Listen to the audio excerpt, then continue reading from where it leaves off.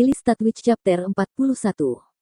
Seperti yang dikatakan Brian, begitu salju mulai turun di kota perbatasan, salju tidak akan segera berhenti. Dalam satu malam, kota itu tertutup lapisan glasir putih. Di pagi hari, hujan salju sudah mereda. Hanya beberapa butiran salju yang sesekali jatuh dari langit, tetapi cuaca masih abu-abu. Ketika dia memikirkan tentang bagaimana dia tidak akan melihat matahari selama beberapa bulan, Roland berpikir bahwa idenya masih agak tidak terbayangkan. Ini benar-benar tidak masuk akal, pikirnya, meskipun sudah sangat aneh bahwa sihir adalah hal yang biasa di dunia ini. Namun, bagaimana binatang iblis bisa berdampak di langit? Sayangnya, dia tidak memiliki satelit cuaca untuk melihat formasi awan dunia ini. Berjalan di jalan ke arah tembok kota barat, Carter tidak bisa menahan diri untuk tidak berseru, kota ini sepi, masih ada sekelompok orang yang mengikuti para bangsawan yang mundur. Itu bagus, setidaknya mereka tidak akan menahan kita. Jawab Roland saat napasnya berkabut di udara dingin, aku telah mengatur agar Barov mengadakan sensus selama musim dingin. Apakah sensus itu? Ini adalah statistik yang dihasilkan dari pergi dari rumah ke rumah, menghitung jumlah orang yang tetap tinggal, menanyakan nama mereka dan jenis pekerjaan apa yang mereka miliki. Semua ini kemudian akan didaftarkan. Roland menjelaskan, alhasil, selama perang kita akan tahu berapa sumber daya manusia yang dapat kita gunakan, dan setelah perang, pensiun dapat dilaksanakan dengan cepat dan efisien. Apa? Carter berkedip bingung dan kemudian tertawa, Yang Mulia, Anda benar-benar tidak sama seperti sebelumnya. Oh. Dulu kamu akan mengatakan sesuatu, dan aku tidak akan memahaminya. Kamu akan melakukan beberapa hal yang tak terduga dan misterius, tetapi bagaimanapun juga, mereka tidak mengkonfirmasi dengan identitas pangeran. Dan sekarang, Carter berhenti dan tampaknya mempertimbangkan kata-kata berikutnya. Apakah itu peraturan pelatihan yang aneh atau hal-hal baru dari bengkel alkimia? Hasilnya ternyata sangat efektif. Mungkin inilah yang dimaksud kakek saya ketika dia berkata, orang luar biasa itu luar biasa, karena mereka selalu bisa lihat kemungkinan-kemungkinan yang diabaikan oleh orang-orang biasa. Aku merasa benar-benar ada kemungkinan bagimu untuk menjadi raja. Petik 2. Yeyah, tiba-tiba Roland merasakan perasaan hangat di dalam hatinya. Apakah ada perasaan yang lebih baik daripada saat orang lain mengenali kerja keras Anda? Untuk waktu yang singkat, dia merasa penuh dengan kekuatan dan merasa bahwa langit kelabu tidak sesedih sebelumnya. Saat sang pangeran tiba di tembok, para milisi, yang telah membersihkan semua salju, membungkuk untuk memberi penghormatan. Roland berpikir bahwa mereka juga harus belajar memberi hormat, dan dia bertanya, bagaimana situasinya tadi malam? Tidak ada jejak binatang iblis, jawab kapak besi, Yang Mulia, menurut pengalaman masa lalu, kami masih akan memiliki periode waktu yang relatif stabil setelah hujan salju pertama. Selama periode ini, jumlah hewan normal masih lebih banyak dari jumlah binatang iblis, dan jika ada binatang iblis, mereka akan menjadi spesies yang lebih lemah. Roland mengangguk, kamu masih harus terus waspada. Tembok belakang daerah telah diubah menjadi barak, jadi jika tidak ada bahaya, kebanyakan orang bisa tinggal di kamp untuk beristirahat dan menghemat energi. Roland menerapkan sistem rotasi, dengan mempertimbangkan suhu musim dingin yang rendah. Setiap tim hanya perlu melakukan patroli 2 jam sebelum diganti. Semua ukuran ini ditetapkan oleh Roland.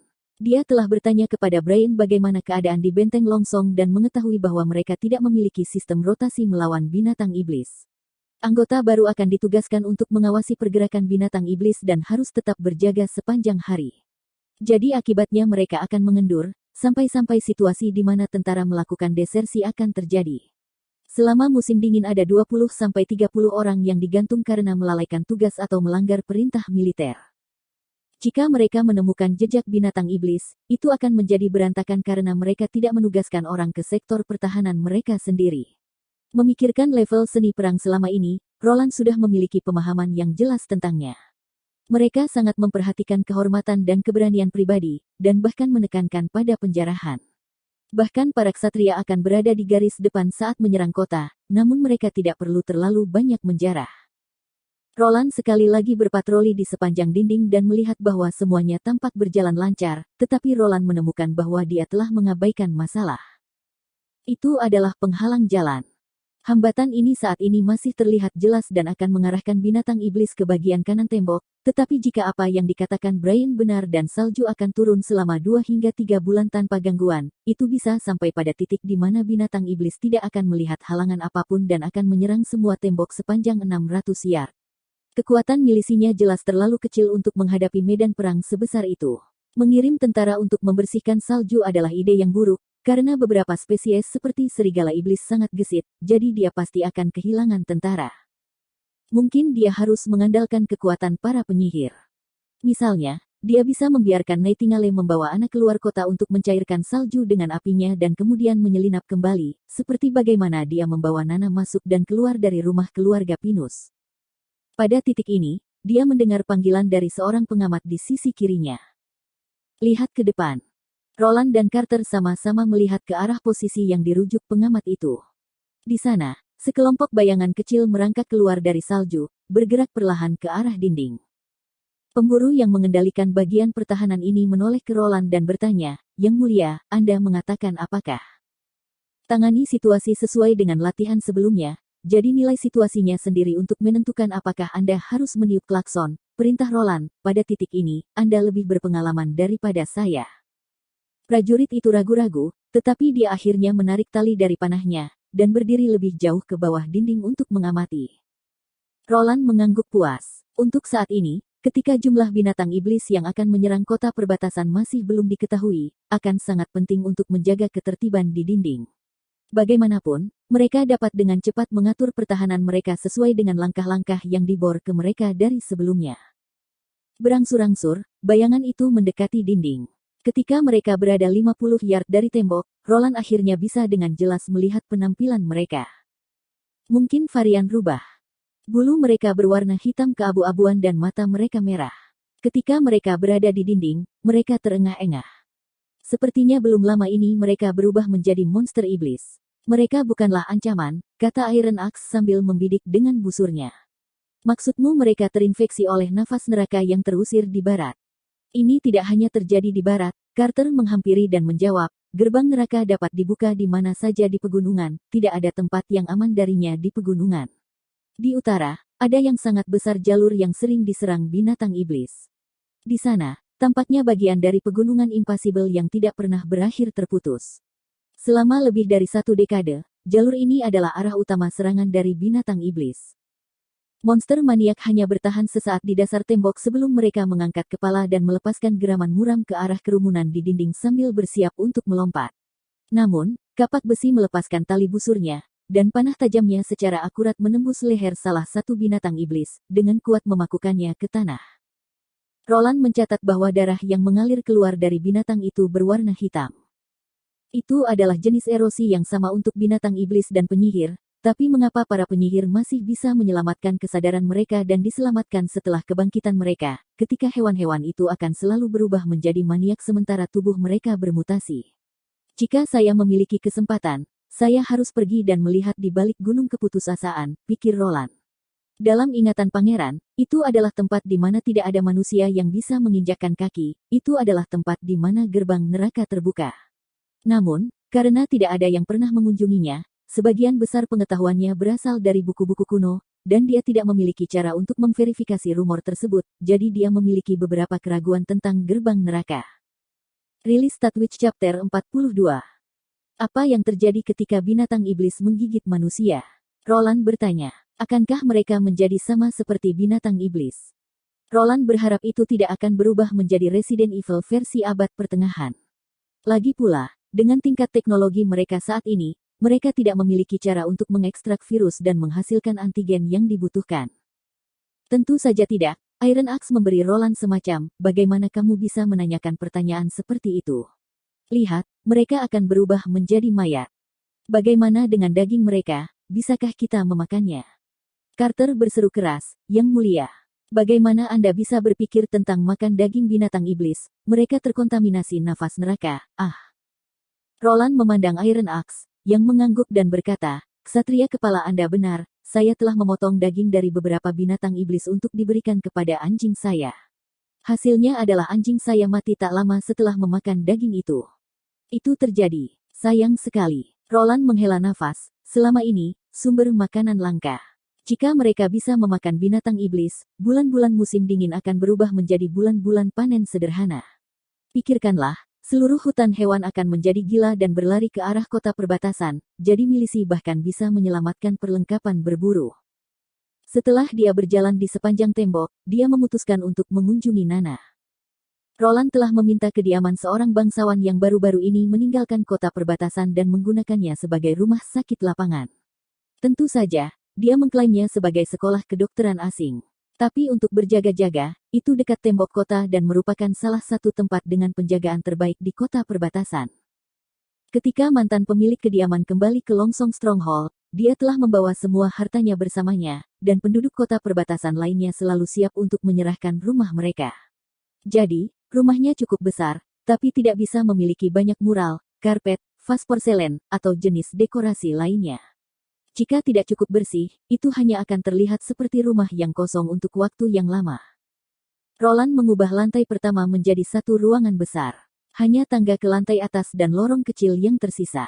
Kemudian, dia menaruh 10 tempat tidur ke dalam kamar itu. Dengan ini, rumah sakitnya selesai.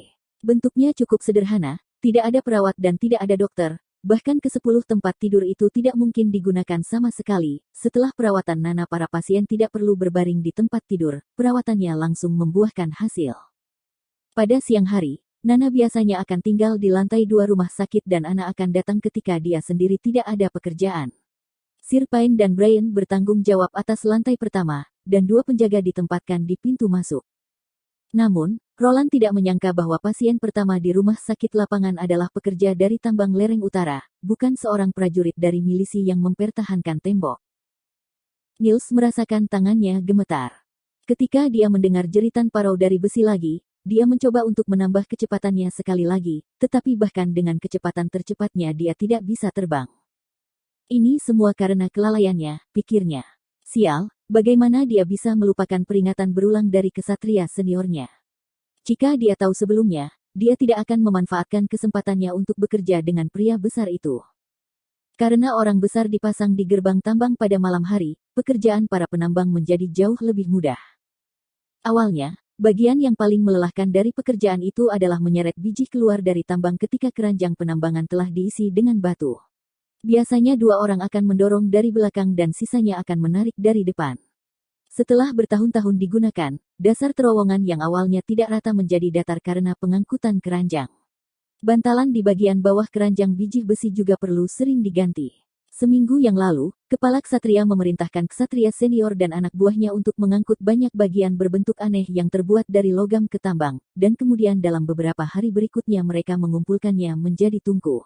Niels sama sekali tidak meramalkan bahwa tungku ini bisa bergerak dengan sendirinya saat dibakar dengan api. Itu tidak hanya bisa bergerak, tetapi juga memiliki kekuatan yang luar biasa. Ksatria senior mengatakan bahwa itu adalah penemuan yang mulia dan sepertinya disebut mesin uap. Pertama, keranjang harus diikat dengan tali ke mesin uap, kemudian api harus dinyalakan sebelum mesin besar itu mulai bersenandung. Kemudian, kerekan mulai berputar dan keranjang dengan cepat ditarik ke arah pintu masuk tambang. Luar biasa. Ksatria senior telah memilih orang yang bertanggung jawab atas mesin uap setelah beberapa kali uji coba. Ketika Niels terpilih, dia sangat senang dengan dirinya sendiri, karena dia telah menunggu lama untuk kesempatan yang bagus. Bagaimanapun, dia hanya harus berdiri di depan mesin. Dia tidak lagi harus menggali batu atau mineral, dan dia tidak akan pernah perlu mendorong keranjang. Keruntuhan tambang terakhir itu masih membuatnya ketakutan.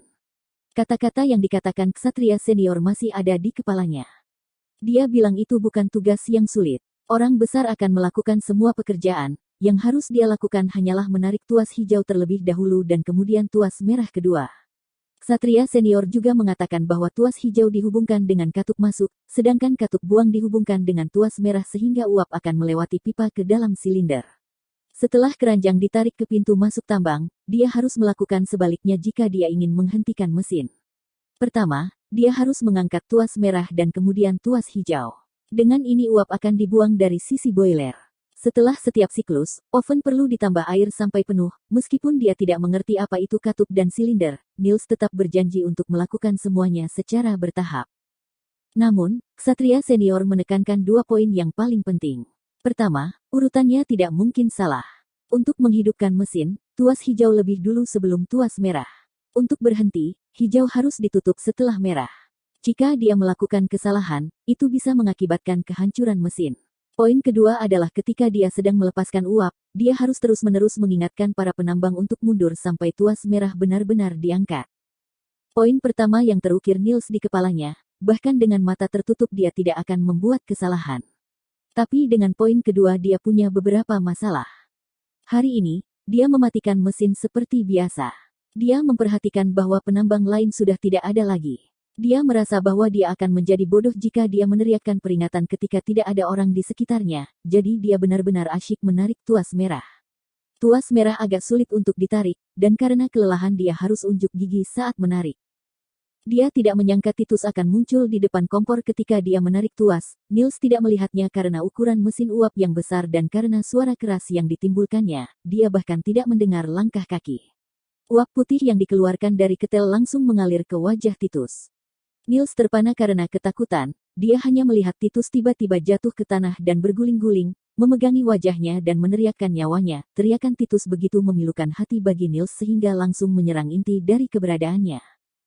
Segera, penambang lain berkumpul di sekitar, membuka tangan Titus dengan paksa untuk melihat luka-lukanya, hanya untuk melihat bahwa wajahnya hanya mengingatkan mereka secara samar pada wajah manusia.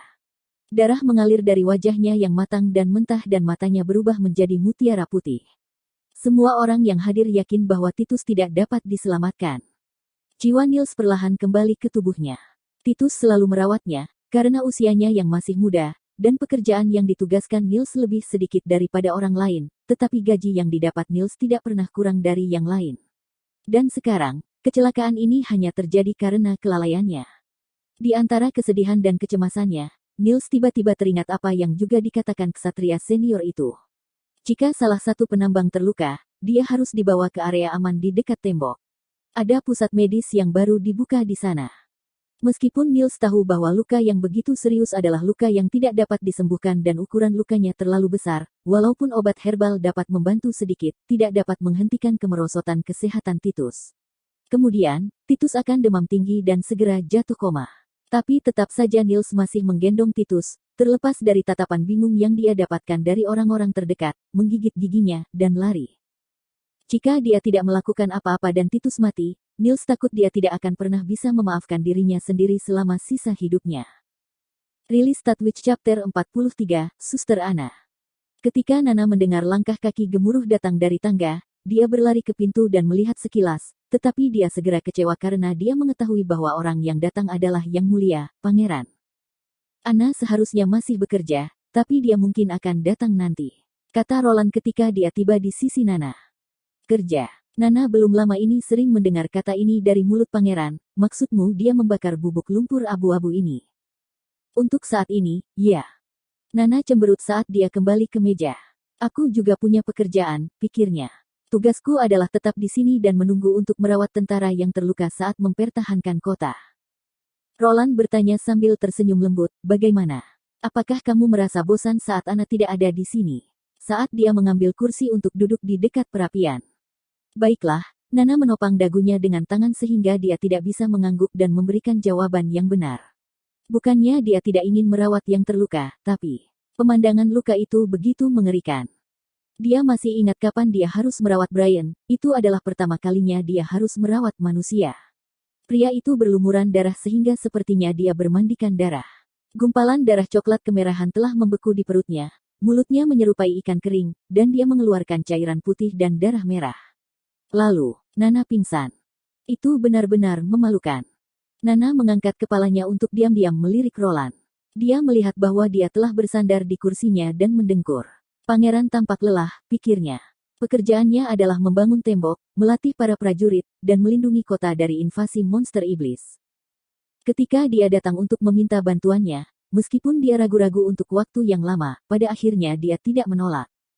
Anda akan menemukan beberapa hal yang membuat Anda ingin terus hidup, bahkan jika Anda harus berjuang untuk hidup. Nana tidak mengerti apa artinya ini, tapi ketika dia menutup matanya, Anna akan muncul dalam benaknya, dengan sepasang mata biru cerahnya, seperti danau, mengelilinginya perlahan. Inilah alasan dia menyetujui permintaan Roland. Dia ingin menjadi sekuat kakaknya, Anna. Tiba-tiba terdengar suara langkah kaki dari bawah lagi dan Nana langsung melompat dari kursinya. Dia ingin pergi ke pintu untuk melihat apakah Ana yang datang kali ini, tetapi tiba-tiba dia dihentikan oleh tangan yang tidak terlihat. Tunggu sebentar, ada lebih dari satu orang. Nana menepuk dadanya dengan ketidakpuasan. Kamu membuatku takut, Saudari Nightingale. Segera pintunya terbuka, dan kali ini Brian, yang ditempatkan di sini, yang masuk. Nona Pine, silakan turun. Ada pasien yang terbakar. Ini pekerjaan untuknya, bukan? Nana menarik napas dalam-dalam. Aku akan turun.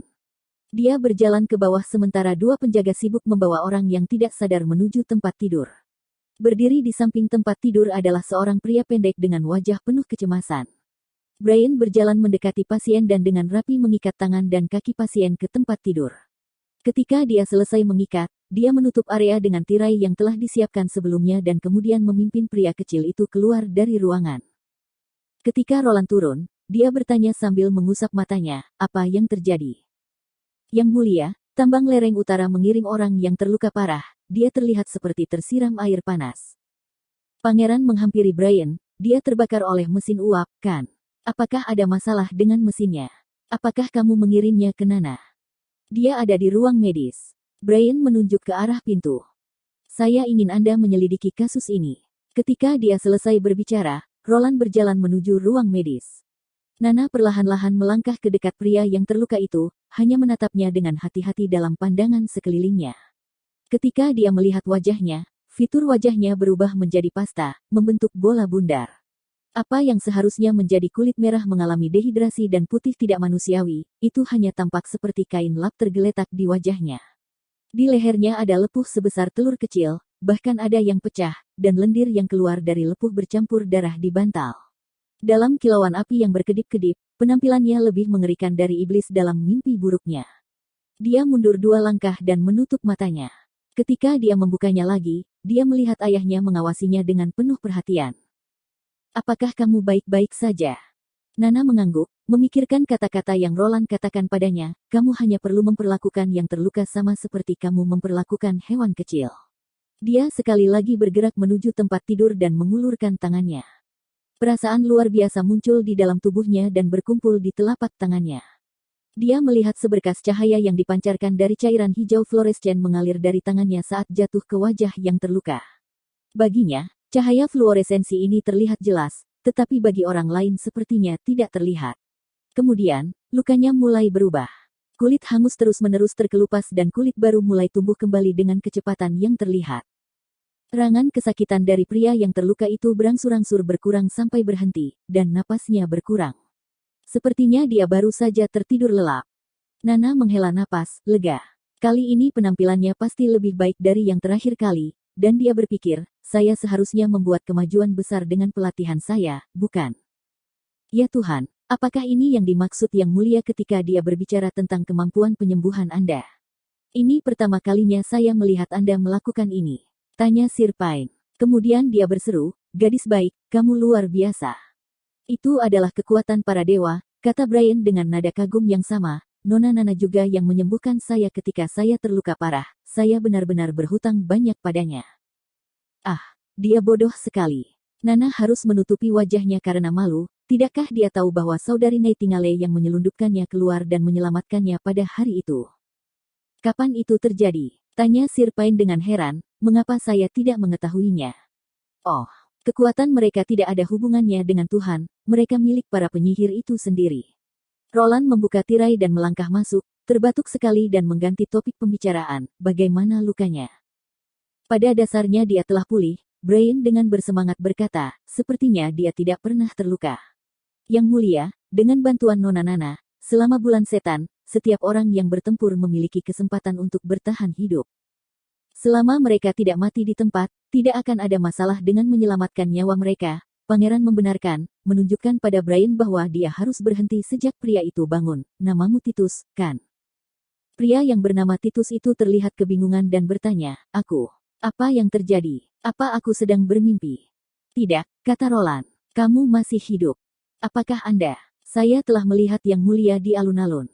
Pria itu tiba-tiba terbangun seperti disambar petir, melompat dari tempat tidur, dan berlutut, Yang Mulia, apakah Anda yang menyelamatkan saya?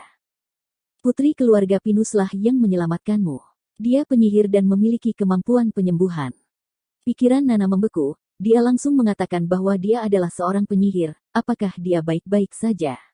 Benar saja, sorot mata pria itu langsung berubah, seorang wanita. Dia adalah seorang penyihir. Yang mulia, bukankah mereka iblis? Jangan bicara omong kosong seperti itu. Ketika Sir Pain mendengar dia mengucapkan kata-kata seperti itu tentang putrinya, dia dengan marah berteriak, putriku tidak ada hubungannya dengan iblis, tetapi dia malah menyelamatkan hidupmu, Bung.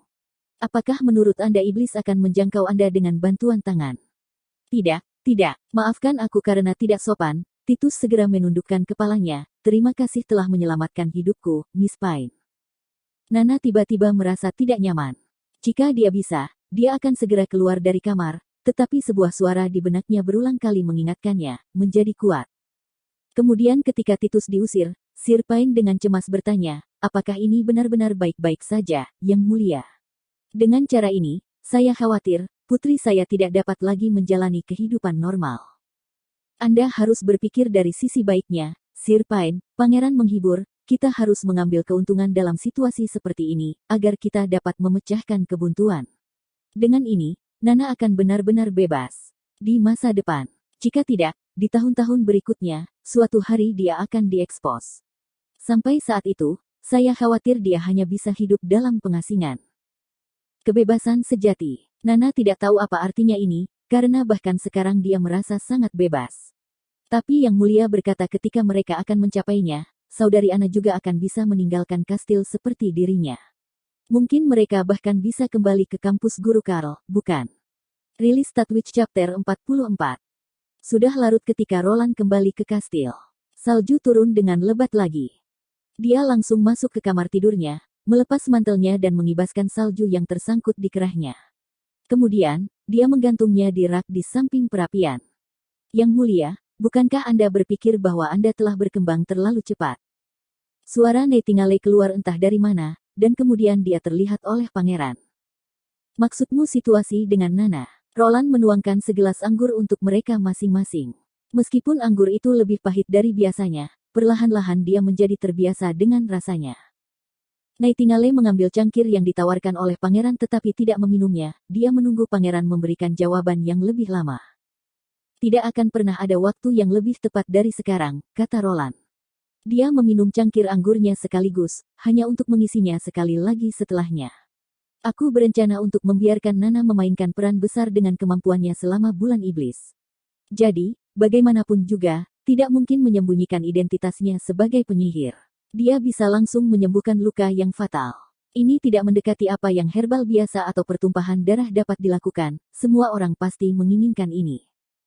Kota perbatasan berada di bagian paling barat kerajaan. Di sini, sangat jauh dari pusat, pengaruh gereja sangat terbatas, jika saya adalah mereka, saya tidak akan bersedia menghabiskan begitu banyak raja emas untuk tempat yang bisa ditinggalkan kapan saja. Roland melanjutkan, kami bahkan tidak memiliki gereja kota kecil. Misionaris pergi dengan bangsawan ke benteng Longsong sebelumnya. Mengetahui semua ini, menurut Anda apa itu kota perbatasan? Itu adalah sebuah pulau, benar-benar terputus dari dunia luar. Ini adalah rencanamu sejak awal? Tanya Nightingale, heran. Roland mengangguk, hujan salju yang tiada henti akan menutup jalan menuju benteng Longsong, dan seluruh kota akan berada di tanganku. Kita memiliki setidaknya 3 bulan untuk membalikkan sudut pandang, penyihir itu jahat. Dengan hanya mulut ke propaganda mulut, efeknya akan sangat terbatas. Jadi, kita harus mengandalkan pengalaman kehidupan nyata untuk segera menghilangkan kebencian yang disebabkan oleh ketidaktahuan dan kesalahpahaman. Itulah alasan mengapa dia ingin membuat semua orang mengira Nana adalah penyebab penyelamatan Brian. Dia ingin membuat citra Nightingale yang berbeda. Ada legenda tentang seorang perawat yang berusaha sekuat tenaga untuk merawat orang-orang yang terluka, yang mengakibatkan penurunan angka kematian yang terluka, dari 42% menjadi 2%. Karena itu, para pejuang memberinya gelar, Nyonya dengan lampu, dan popularitas dari seluruh profesi perawat telah dinaikkan ke peringkat pemujaan. Kemampuan Nana untuk menyembuhkan memiliki lebih banyak hal untuk ditawarkan daripada hanya menyembuhkan yang terluka. Selama seseorang tidak mati di tempat, dia dapat memulihkannya sepenuhnya seperti dia tidak pernah terluka. Ini akan menjadi lebih penting dan meningkatkan moral lebih dari peningkatan senjata apapun yang dia hadirkan. Pada saat yang sama, berkat penurunan peringkat keluarganya dalam aristokrasi, ayahnya harus sering berurusan dengan pemburu dan petani selama hari kerja. Karena itu, dia memiliki sikap yang sangat tenang dan baik terhadap warga sipil normal, dan dia bahkan mengizinkan Nana mengunjungi Karskolage dan belajar bersama mereka. Tindakan semacam ini benar-benar tidak terpikirkan bahkan bagi baron yang paling rendah sekalipun. Mereka tidak akan pernah setuju jika anak-anak mereka ada hubungannya dengan para petani. Di mata mereka, orang-orang ini adalah yang disebut orang-orang yang tak tersentuh. Bisakah kita benar-benar melakukan ini? Bahkan Nightingale, saat menghadapi monster besar seperti gereja, merasa sangat kecil dan lemah. Jika kita tidak pernah mencoba untuk berubah, kita tidak akan pernah tahu jawabannya. Roland tidak menyangka bahwa dia akan mampu mengubah pandangan semua penduduk kota perbatasan, tetapi setidaknya dia berharap untuk menanam benih di dalam hati beberapa orang dan mendapatkan tim kecil pendukung. Kemudian, dia ingin menyebarkan benih ini, membiarkannya tumbuh dan menyebar. Dalam 3 bulan, banyak perubahan bisa dicapai. Nightingale memikirkannya dan kemudian berbisik, "Mengapa kamu ingin keluar dari kerumunan dan membantu kami para penyihir?" Untuk menggunakan kekuatan mereka untuk produksi sumber daya, membuat dirinya lebih kuat, dan memiliki peluang lebih baik dalam memenangkan tahta. Tentu saja, semua jawaban ini tidak cocok untuk diucapkan dengan lantang. Meski begitu, Roland adalah seorang insinyur mesin, dia telah memainkan berbagai permainan kencan yang bagus, jadi dia bahkan bisa dilihat sebagai seorang veteran yang tahu banyak. Maka dengan pengalaman hidup lebih dari 40 tahun di 2 dunia yang berbeda dia tahu bahwa kali ini dia harus menghadapi pertanyaan yang sangat penting dan memberikan jawaban yang benar. Jadi dia memikirkan dengan hati-hati tentang kata-kata berikutnya dan berkata perlahan, "Aku belum memberitahumu, tapi aku tidak peduli dengan latar belakang setiap penduduk kota perbatasan. Aku berharap suatu hari nanti, di wilayahku, bahkan penyihir bisa hidup-hidup sebebas orang lain." Kali ini Nightingale terdiam untuk waktu yang lama, dan satu-satunya suara yang tersisa adalah derak kayu bakar yang terbakar. Wajahnya disorot oleh nyala api yang berkedip-kedip, seperti gambaran dunia lain. Ketika dia berbicara lagi, Roland punya cukup waktu untuk membebaskan dirinya dari ilusi yang indah. "Anda benar-benar tidak harus mencapai semua ini." Suaranya kecil tapi lembut, "Maafkan aku karena telah berbohong kepadamu sebelumnya. Saudariku di Asosiasi Kerjasama Penyihir telah terlalu lama menjalani kehidupan pengungsi. Mereka tidak berharap banyak, satu-satunya tujuan mereka adalah untuk memiliki tempat di mana mereka bisa hidup dalam pengasingan. Bahkan tinggal di kastil ini sudah cukup. Apa bedanya dengan menjalani hidup Anda di dalam sangkar?" Roland menggelengkan kepalanya, tapi kemudian dia tiba-tiba mengerti. Matanya menjadi terbuka lebar ketika dia tampak sangat terkejut pada Nightingale. "Apa maksudmu? Apakah kamu mengatakan bahwa kamu bersedia membawa saudara perempuanmu kembali ke sini?" Nightingale menghela nafas dan menghindari menatap langsung ke pangeran. "Saat aku melakukan ini, kamu akan menjadi musuh gereja." Lengan mereka terlalu panjang dan menjadi terlalu kurus. Roland tidak mempermasalahkan jalan masa depan, karena slogan, "Kekuatan Raja diberikan oleh Tuhan, gereja dan kekuatan fana akan konflik cepat atau lambat. Adapun kota perbatasan, kita hanya harus menjalani kehidupan berikutnya berbulan-bulan, maka mereka tidak akan dapat berbuat banyak kepada kita. Di sini kita berada ribuan mil jauhnya dari kursi kekuasaan mereka.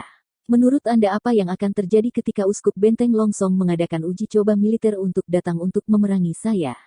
Ayah tidak akan pernah membiarkan ini terjadi, ini akan menjadi serangan yang terlalu besar terhadap kekuatan kerajaannya." Nightingale tidak tahu bagaimana harus menjawab, dia memberinya hormat dan pergi.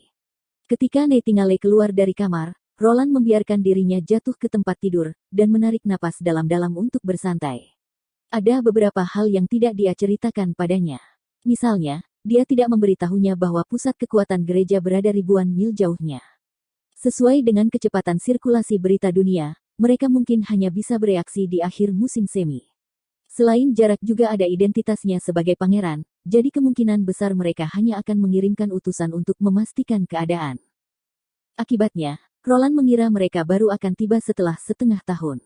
Saat itu, dia sendiri sudah memiliki solusi untuk menghancurkan kekuatan mereka. Jadi, risiko terbesar dari rencananya bukanlah gereja, melainkan para penyihir itu sendiri. Poin ini hanya diketahui oleh dirinya sendiri. Meskipun saat ini para penyihir berada dalam posisi yang tidak menguntungkan, situasi saat ini tidak akan bertahan selamanya.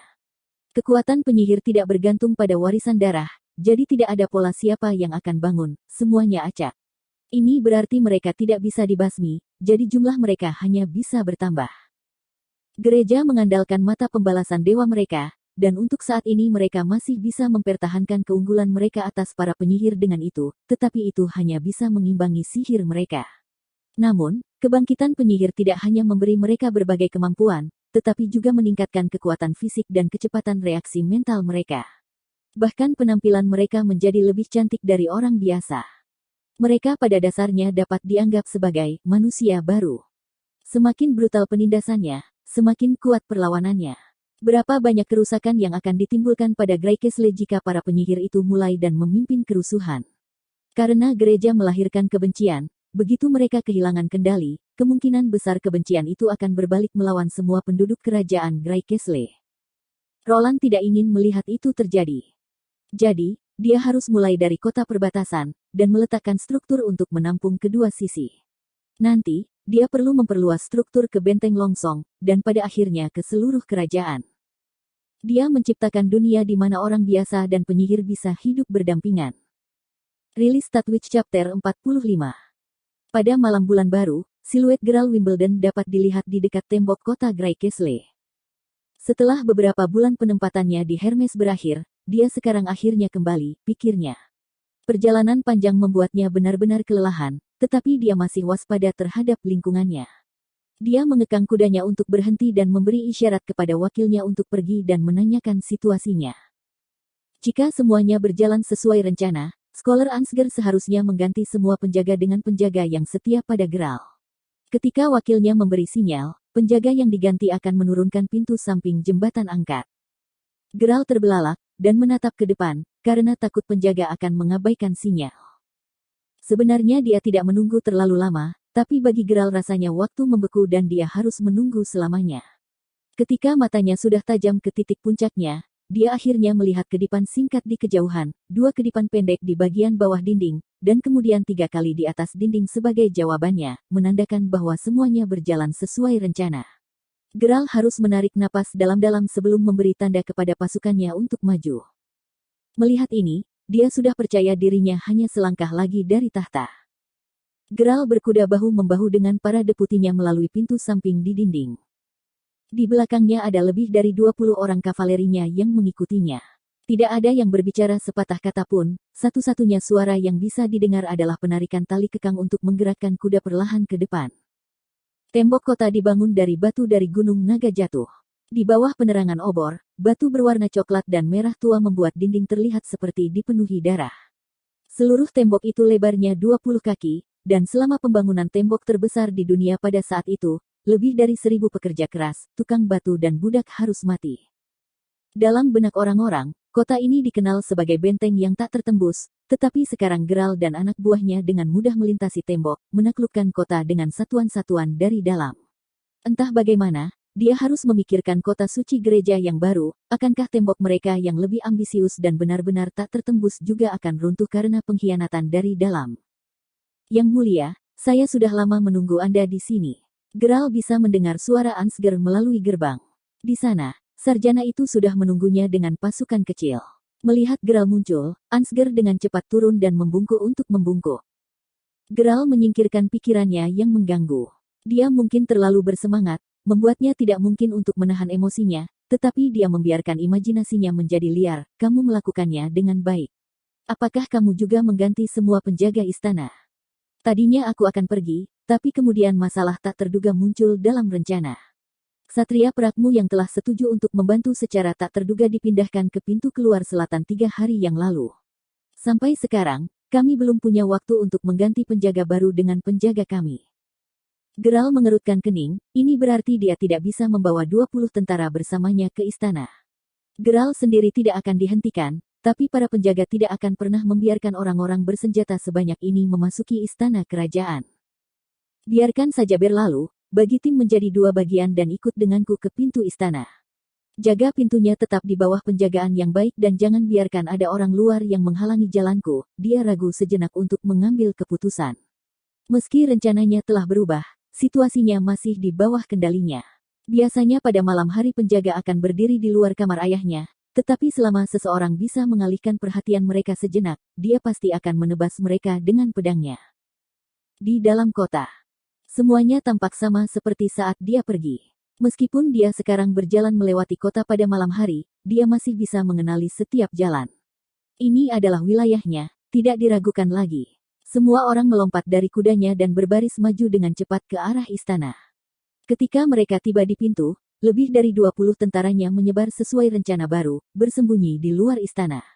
Itu seperti yang Ansgar katakan, kecuali para penjaga terkejut mengapa pangeran ingin berbicara dengan Raja Larut Malam. Namun, setelah mendengar gertakan Geralt tentang keharusan membahas hal-hal penting, mereka langsung membuka pintu dan membiarkannya masuk. Bagaimanapun, dia adalah putra tertua raja dan pewaris tahta pertama. Ansgar dan Geralt pergi bersama melewati taman dan aula istana. Di depan istana ada kediaman Wimbledon III. Ansgar mengangkat obornya dan melambai bersisian dengannya. Segera setelah itu, seorang penjaga muncul dari bayang-bayang dan berlutut dengan satu kaki, memohon, "Yang mulia, silakan ikut saya." Geralt menjadi kesal, dia mencium bau darah. Bukankah Ansgar mengatakan bahwa mereka telah mengganti semua penjaga istana? Dia melihat melalui bayang-bayang api dan melihat pria itu dengan baik. Dia memang orang yang akrab, seorang ksatria yang mendukung Geralt dalam memperebutkan takhta. Ini memberinya sedikit ketenangan pikiran. Apa yang terjadi? Apakah seseorang memasuki kastil? Itu terjadi tadi malam, Yang Mulia. Yang Mulia telah memanggil seorang pelayan malam ini, tetapi dia datang tepat pada saat pergantian penjaga. Yang lainnya menjawab, "Yakinlah bahwa kami telah menangani situasi dengan baik." Dia memanggil seorang pembantu. Ayahnya sudah lama tidak menyentuh seorang wanita, sejak kematian ibunya. Geralt sedikit terkejut, tetapi sekarang dia tidak punya waktu untuk melibatkan dirinya dalam masalah sepele seperti itu. Jadi, dia mengangguk dan tidak mengatakan apa-apa lagi tentang itu, dan malah pergi ke kastil, diikuti oleh pengawalnya. Bahkan dengan mata tertutup, Geralt bisa menemukan jalan menembus kastil. Dia telah tinggal di sini selama lebih dari 20 tahun. Di mana ada jalan rahasia, di mana ada pintu rahasia. Semuanya sangat jelas baginya. Namun, tujuan perjalanan ini adalah untuk membujuk ayahnya agar menyerahkan tahta kepadanya tanpa pertumpahan darah. Jadi diam-diam menyelinap ke istana tidak ada artinya, dia harus menyingkirkan para penjaga yang ditempatkan di luar kamar ayahnya. Kemudian, dia bisa membiarkan ayahnya memahami sepenuhnya situasinya, sehingga mereka bisa duduk dan berbicara serius tentang kepemilikan hak atas warisan. Jika dia tidak bisa meyakinkannya. Geralt Wimbledon menarik napas dalam-dalam dan memberi isyarat tangan kepada pengikutnya untuk berhenti, lalu mencabut pedang besarnya dan mengambilnya di tangannya. Di ujung koridor ada pintu perunggu, yang merupakan satu-satunya pintu masuk ke istana. Pintu ke kamar tidur berada di ujung koridor di belakang pintu perunggu. Biasanya 2 atau 3 penjaga akan ditempatkan di sini, tetapi ini akan menjadi pertama kalinya dalam sejarah istana bahwa pintu masuk ke kamar tidur raja tidak dilindungi. Geralt pertama kali membuka pintu cukup hanya untuk celah kecil, lalu dia masuk dengan sisi bahunya, dengan cepat memasuki ruangan dan mengambil posisi siap tempur dengan pedangnya, tetapi di dalam ruangan itu benar-benar sunyi, dan tidak ada siapapun berbicara. Pada saat yang sama, bau darah yang kuat memasuki hidungnya. Pikiran firasat melintas di benaknya. Kemudian, dia langsung berlari menuju kamar ayahnya. Di sana, Geralt melihat pemandangan yang mencengangkan. Ayahnya Wimbledon III sedang duduk di tempat tidurnya hanya dengan memakai baju tidur, dan bagian atas tubuhnya bersandar di atas bantal. Jubahnya terbuka, dan di dadanya tersangkut gagang pedang. Darah menetes di perutnya dan membasahi selimut itu. Berdiri di samping ayahnya sebenarnya adalah kakaknya, Timothy Wimbledon. Bagaimana ini mungkin? Geralt berdiri di tempat, sangat terkejut. "Sama sepertimu, saudaraku," Timothy mendesah, "aku benar-benar tidak ingin melakukannya." Dia bertepuk tangan, dan sejumlah besar prajurit lapis baja dengan cepat memasuki ruangan, mengelilingi Geralt. "Ini adalah permainan catur dan saya ingin menyelesaikannya sesuai dengan aturan. Saudaraku, tahukah Anda mengapa saya tidak bisa? Jika Anda harus menyalahkan seseorang, menyalahkan kakak ketiga, dari awal dia tidak berniat mengikuti aturan, tetapi tentu saja Anda melakukannya. Jika tidak, mengapa Anda bergegas kembali ke kota raja setelah mendengar prediksi Scholar Ansgar? Jika Anda tidak datang, saya benar-benar akan tidak berdaya." Ansgar. Geralt menggertakkan giginya dan menatap Ansgar dengan marah. Karena ketakutan, Sarjana Ansgar melangkah mundur. Sambil mengangkat tangannya dia berkata, "Aku tidak berbohong kepadamu ketika aku berkata, The Star of Apocalypse telah memulai kedatangannya. Ini secara metaforis memburu semua orang yang telah menjauh dari jalan yang benar, tetapi itu juga memiliki arti kehancuran. Geralt sekarang mengerti sepenuhnya. Sejak awal, dia telah jatuh ke dalam jebakan yang dirancang dengan baik.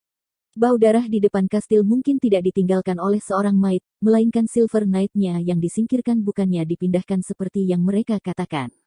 Namun, keputusasaan terbesarnya adalah bahwa Sarjana Ansgar, yang telah merawatnya selama lebih dari 1 dekade dan telah mengajarinya membaca dan menulis, akhirnya memilih pangeran kedua, seperti ayahnya. Timothy Wimbledon, dia adalah seorang putra seperti Geralt sendiri, tetapi hanya Timothy yang mendapatkan semua perhatian dari ayah mereka. Dia mendapatkan wilayah terbaik yang dialokasikan untuknya, jadi sama sekali tidak terduga bahwa dialah yang akan menyerang lebih dulu. Kamu adalah iblis dari neraka. Untuk sesaat, amarah melintas di mata Timotius, namun segera lenyap. Benarkah menurutmu? Saudaraku, jika kamu tidak dapat mengubah pilihan ayah kita, apakah kamu benar-benar berniat untuk berhenti di situ dan kembali? Jangan menipu diri sendiri. TN, saya mengubah astrologer Ansgar menjadi scholar Ansgar. Rilis Statwitch Chapter 46. Geralt tidak tahu bagaimana menjawab. Satu-satunya hal yang harus dia lakukan adalah menyeret saudaranya sendiri ke neraka bersamanya. Akan tetapi, setelah beberapa waktu dia menjadi tenang dan bertanya, apakah kamu pikir kamu bisa menyingkirkan saya dengan mengatakan kebohonganmu? Singkirkanmu? Tidak, itu sama sekali tidak akan membantuku, saudaraku. Aku tidak berdaya, aku harus melakukannya. Nada suara Timotius tetap tenang, seolah-olah hanya menyatakan fakta. Jika saya telah menghormati ayah dan menunggu 5 tahun, saya takut saya harus menghadapi armada bajak laut kakak ketiga. Anda tahu apa yang dia lakukan akhir-akhir ini, bukan? Geralt menggelengkan kepalanya dan merasakan sakit yang menusuk di dalam hatinya ketika dia menyadari betapa besar jarak antara dirinya dan saudara laki-laki kedua itu. Dia ingat bahwa kakaknya sangat pintar sejak usia dini tetapi tidak pandai berkuda, menembak atau berkelahi. Selama dia memiliki kesempatan untuk memberikan tebasan kepada Timothy, dia bisa memenggal kepalanya, dia membentuk pasukannya sendiri, saudara. Sungguh, aku mengaguminya. Dia bahkan mulai mengaturnya sebelum ayah memerintahkan untuk memperjuangkannya. Tahta, ini adalah sesuatu yang bahkan tidak saya duga. Kami bergaul dengan sangat harmonis selama masa kanak-kanak kami, jadi bagaimana itu bisa berkembang seperti ini? Mengapa kita harus saling membunuh untuk mendapatkan tahta? Kemudian, dia melangkah ke arah Geralt dan bertanya, ambil contoh dirimu sendiri. Aku takut kamu sekarang ingin membelahku dengan pedangmu, kan? Aku tahu begitu, saudaraku, karena kamu mengatakan kepadaku sebelumnya bahwa ketika kamu ingin membunuh kamu mendapatkan pandangan yang menakutkan di matamu.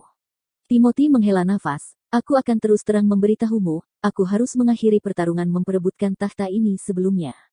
Jika tidak, jika aku menunggu selama 5 tahun, aku harus menghadapi armada Garcia. Dia telah mengendalikan Clearwater selama beberapa tahun, dan telah menjadikannya kota yang cocok untuk menangani bisnis dan perekrutan tentara tidak seperti Valencia, kota panen emas, yang hanya baik untuk bisnis dan tidak cocok untuk membesarkan tentara. Aku membutuhkan pasukan yang cukup kuat untuk menahan armada kakak ketiga, yang bukanlah sesuatu yang bisa aku capai ketika aku hanya bisa bergantung pada kota perdagangan. Geralt Wimbledon, besok kau akan dihukum diadili karena pembunuhan raja dan absen dari wilayahmu. Sebaliknya, aku akan melakukan perjalanan kembali ke Valencia pada malam hari sehingga aku akan berada di sana sebelum berita kematian ayah menyebar. Aku akan sangat sedih, dan akan menerima tahta hanya karena aku, sebagai pangeran kedua, saya adalah pewaris yang terikat kewajiban. Bagaimanapun, saya akan menjadi raja sementara Anda akan dihukum mati oleh guillotine. Kamu. Geralt meraung, marah, dan menyerang saudaranya. Namun, jarak antara dia dan Timothy terlalu jauh, jadi pedangnya dicegat oleh 2 ksatria yang kemudian menebasnya sebagai balasan, dan pedang menembus betisnya. Geralt kehilangan keseimbangan karena cedera mendadak dan jatuh ke tanah. Para penjaga mengerumuninya dengan erat dan menjepitnya ke tanah sehingga dia tidak bisa bergerak. Kamu ingin mengadakan persidangan. Apa menurutmu aku begitu rendah? Aku akan memberitahu semua orang tentang apa yang terjadi. Aku akan membiarkan semua orang tahu monster macam apa kamu ini. Tentu saja aku tidak akan mengizinkanmu melakukan itu, saudaraku, kata Timothy dengan sabar. The Alchemic Workshop telah menemukan obat bernama Forgotten Language, menggunakan racun modulasi kadal pasir dari perbatasan selatan dan dicampur dengan susu. Setelah meminumnya, Anda tidak akan dapat mengeluarkan suara apapun. Istirahat yakin, kamu tidak akan merasa sakit, tapi rasanya lembut dan membingungkan. Jika kamu harus menyalahkan seseorang, maka salahkan adik ketiga kita, si jenius. Jika bukan karena dia, aku tidak akan dipaksa untuk melakukan hal ini. Timothy melambaikan tangannya ke arah Komandan Knight, yang memberi hormat dan membawa Geralt keluar dari istana. Penjaga lainnya juga pergi sehingga orang yang tersisa adalah cendekiawan Ansgar dan Timothy. Yang mulia, karena Anda mengambil alih tahta sudah ditetapkan, saya akan memanggil Anda yang mulia mulai sekarang, kata Ansgar sambil membungkuk.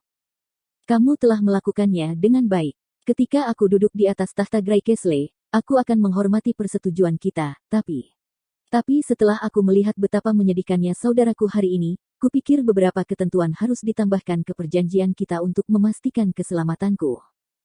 Pandangan cendekiawan itu segera berubah. Yang mulia, maksud Anda? Yakinlah, saya hanya tidak ingin dikhianati. Timothy mengeluarkan pil kecil dari sakunya, ini pasti terlalu berat untuk kamu tangani. Mungkin kamu harus minum pil ini akan hilang setelah 7 hari. Ini seharusnya cukup waktu bagiku untuk pergi ke Valencia, mendapatkan kesedihan berita dan kemudian melakukan perjalanan kembali ke Grey Castle. Nanti, ketika saya menjadi raja, Anda akan menjadi kepala peramal seperti yang telah kita sepakati, tetapi saya tidak ingin yang lain menawarkan harga yang lebih tinggi. Yang mulia, Anda pasti bercanda. Wajah cendekiawan Ansgar menjadi pucat dan wajahnya menjadi sedih.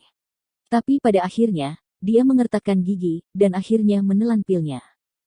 Pilihan cerdas, kata Timothy sambil mengangguk puas, kamu boleh pergi. Ketika istana sepi, wajah pangeran menjadi gelap. Dia meraih porselen yang diletakkan di atas meja kecil di samping tempat tidur. Beberapa suara porselen pecah bisa terdengar. Jadi, para penjaga yang ditempatkan di luar segera bergegas masuk. Yang mulia, keluar, dia berteriak. Ya, para penjaga dengan cepat menundukkan kepala dan keluar, menutup pintu di belakang mereka. Sial, ini bukan yang aku rencanakan. Timothy tidak berencana membunuh ayahnya. Dengan bantuan Wimbledon 3, dia hanya ingin ayahnya memperhatikan tindakan Garcia dan menghentikannya. Kakak laki-lakinya Pangeran Geralt, di sisi lain, akan menjadi pion di tangan Timothy. Timothy mengira rencana ini tidak mungkin salah. Dengan mengendalikan mentor Geralt, Scholar Ansgar, Timothy dapat memanipulasi saudaranya dari kegelapan. Di dalam Astrologers Association, status Scholar Ansgar tidak tinggi, tetapi ketika Ansgar menulis beberapa surat kepada Geralt, pangeran pertama dengan cepat terpikat. Semua ini berjalan persis seperti yang direncanakan Timotius. Kakak laki-lakinya kuat dalam pertempuran tetapi dia tidak pandai berpikir, tetapi dia masih tidak mau menyerahkan tahta. Dengan setiap surat yang mereka tukarkan, Scholar Ansgar akan meningkatkan ambisi Geralt, membimbingnya di sepanjang jalan yang telah disiapkan Timothy. Ketika surat terakhir dengan prediksi astrologi dikirim, Timothy diam-diam kembali ke sisi raja, memberitahunya bahwa pangeran pertama mungkin datang untuk menekannya agar turun tahta. Tidak ada keraguan bahwa setelah masalah ini dikonfirmasi, raja akan segera memenjarakan pangeran karena marah atau bahkan menghukum mati atau diasingkan sebagai gantinya. Kemudian, Raja Wimbledon harus memusatkan perhatian pada anak-anaknya yang lain, dan ketika dia melihat bahwa Garcia secara aktif mengembangkan kekuatan militernya, dia pasti akan merusak pemandangannya yang kedua. Tapi, siapa sangka ketika Timothy sudah membeberkan kabar tersebut, sang raja hanya akan tersenyum, mencabut belati pribadinya dan langsung menusuk dirinya di dadanya. Semuanya terjadi begitu cepat sehingga Timothy tidak punya kesempatan untuk campur tangan, dia hanya bisa melihat ayahnya meninggal. Dia perlahan duduk di samping tempat tidur. Pada saat-saat pertama setelah kejadian itu dia mengira ini semua hanyalah ilusi. Senyuman terakhir ayahnya seperti mimpi buruk, menyebabkan rambutnya berdiri tegak. Timothy memeriksa semuanya berulang kali, bahkan memeriksa tubuh ayahnya, tetapi dia masih tidak dapat menemukan satu petunjuk pun mengapa ayahnya bunuh diri. Dia juga memikirkan gagasan bahwa itu hanya ganda, tetapi dia tidak dapat menemukan kekurangan dalam situasi di depannya. Bahkan sisa-sisa luka lama ayahnya sama persis seperti yang diingatnya. Melihat bahwa Geralt telah datang untuk menemui raja, dia menjadi tenang. Dengan ini dia bisa menyalahkan kematian Raja Wimbledon ketiga ke pangeran pertama, dan kemudian dia bisa menggunakan identitasnya sendiri sebagai pangeran kedua untuk mewarisi tahta. Setelah penobatan yang mulus, dia tidak lagi dibatasi di wilayahnya sendiri. Kemudian, dia bisa memobilisasi pasukan di seluruh kerajaan untuk menekan Garcia, memaksanya menyerahkan pelabuhan air jernih. Tampaknya akhirnya lebih baik daripada yang seharusnya, tetapi Timothy masih merasa sangat tidak nyaman. Seolah-olah dia dipimpin oleh tangan yang tidak terlihat, yang sudah mampu mengendalikan perang bangsawan atas Gray Castle, tetapi Timothy sendiri tidak tahu apa-apa tentang itu. Namun, saat ini dia tidak bisa melakukan apa-apa selain mengklaim takhta, jadi dia tidak punya pilihan. Timothy Wimbledon bersumpah pada dirinya sendiri bahwa jika dia tahu siapa penyebabnya, dia akan memberitahu mereka apa yang terjadi ketika mereka membuat marah seorang raja. Rilis Statwitch Chapter 47. Selama seminggu terakhir, cukup tenang untuk kota perbatasan. Iron Axe dan Brian sama-sama mengatakan bahwa kekuatan dan jumlah binatang iblis secara bertahap akan tumbuh seiring perkembangan bulan iblis. Jadi, mengambil keuntungan dari situasi di mana tekanan di garis pertahanan belum kuat, Roland sekali lagi mengirim kapal dengan biji ke Willow Town. Sejak mesin uap digunakan untuk penambangan di tambang lereng utara, jumlah penambang telah berkurang setengahnya, tetapi produksinya terus meningkat. Sekarang, itu telah dikembalikan ke tingkat produksi dari sebelum keruntuhan. Menggunakan mesin untuk melakukan pekerjaan itu menghemat banyak tenaga. Sementara itu, di bawah perintah Roland, sistem produksi tambang telah mengalami reformasi awal. Pembayaran tetap sebelumnya untuk setiap hari diubah menjadi pembayaran variabel. Dia membiarkan Barov mengumpulkan statistik tentang jumlah rata-rata biji yang diproduksi setiap hari tahun lalu.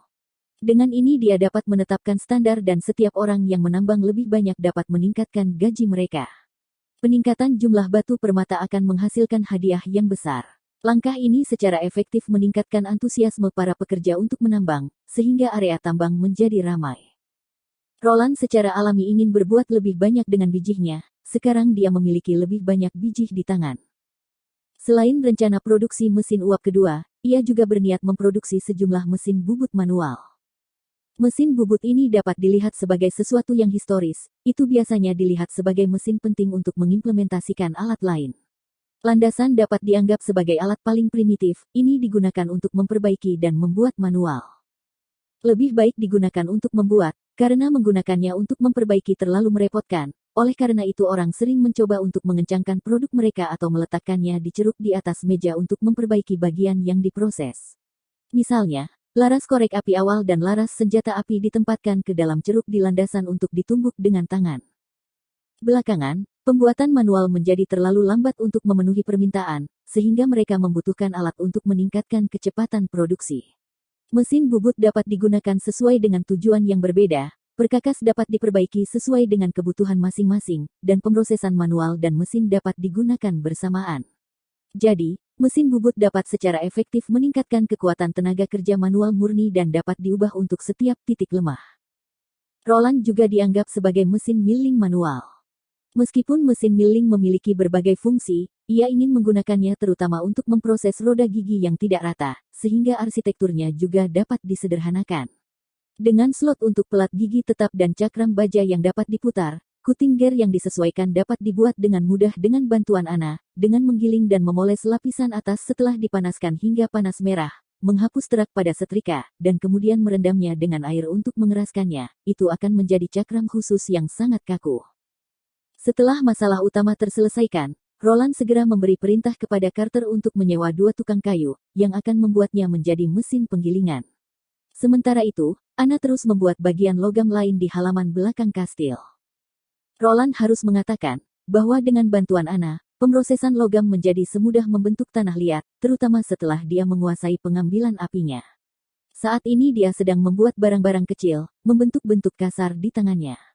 Melihat Ana mengambil batang besi di tangannya, melelehkannya tanpa bantuan lebih lanjut dan membentuknya menjadi bentuk yang dia inginkan menyebabkan Roland menghela napas dengan heran. Jika dia tidak bisa mempekerjakan penyihir, pikir Roland, pencapaian program produksinya akan tertunda lebih dari 1 dekade. 2 hari kemudian, mesin penggilingan sederhana pertama muncul di halaman belakang. Kali ini Roland tidak menganggur, menggambar persneling bisa dianggap sebagai pekerjaannya. Dia merancang 1 set roda gigi yang akan digunakan untuk kontrol kecepatan dan menstabilkan keluaran uap. Desain pelat gigi yang sesuai sudah diatur, dan Roland hanya bisa menunggu sampai mesin penggilingan benar-benar terpasang sebelum mereka dapat memulai produksi roda gigi. Menggunakan roda gigi bukanlah hal baru, sebagian besar tambang di dunia ini menggunakan mekanisme winch untuk mengalirkan air, yang dibuat dari roda gigi kayu dan ditarik oleh hewan. Kepala ksatria akhirnya merasa puas. Terakhir kali, Yang Mulia telah melakukan begitu banyak hal yang tak terduga, tapi kali ini dia bisa mengerti apa yang pangeran coba capai. Roland juga mengumpulkan 3 pandai besi dengan murid mereka, yang akan belajar bagaimana menggunakan mesin penggilingan bersama. Bagaimanapun, dia tidak dapat mengoperasikan mesin secara pribadi setiap hari, jadi perlu melatih sekelompok pekerja profesional. Setelah semua orang membungkuk dengan hormat, Roland mulai mendemonstrasikan cara menggunakan mesin milling untuk memproses persneling. Roland tidak keberatan bertindak sebagai guru di depan semua orang. Sebenarnya, apalagi yang bisa dilakukan di era ini? Ditambah lagi, saat melakukan ini tidak ada orang yang bisa mengkritik sikapnya, jadi dia bisa mengoperasikan mesin tanpa tekanan. Kepala ksatria bertugas menuangkan lemak babi panas ke dalam mesin sebagai pelumas. Secara alami di zaman ini tidak ada pelumas minyak. Menggantinya dengan lemak babi memang sedikit sia-sia, tapi masih lebih baik daripada tidak sama sekali. Setelah cakram dibasahi, lemak babi akan jatuh ke dalam panci yang diletakkan di bawah mesin.